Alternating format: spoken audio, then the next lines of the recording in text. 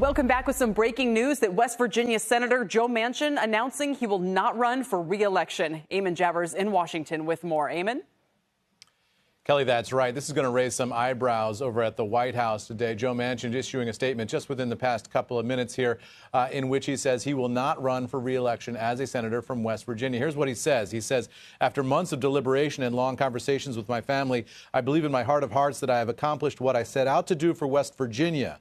I've made one of the toughest decisions of my life and decided that I will not be running for re-election to the United States Senate, but what I will be doing is traveling the country and speaking out to see if there is interest in creating a movement to mobilize the middle and bring Americans together. Joe Manchin has been sort of openly engaged with the idea of running an independent campaign for president of the United States. This would seem to leave the door wide open for that, Kelly, potentially throwing the 2024 election cycle upside down if he were to take steps to get in. I can tell you that Manchin and Senator Mitt Romney were on Squawk Box this morning doing sort of an independent centrist kind of a conversation on Squawk Box this morning.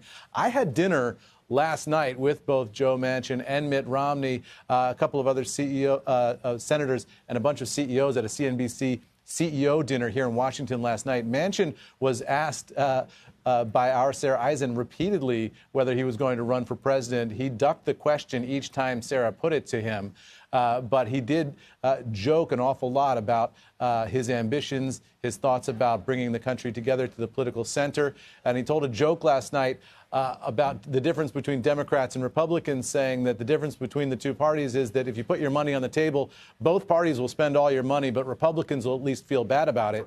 That's kind of the way he sees both parties. He is very frustrated by this White House. He is very frustrated by the political gridlock in Washington, D.C. He has talked about running an independent campaign for president at some point.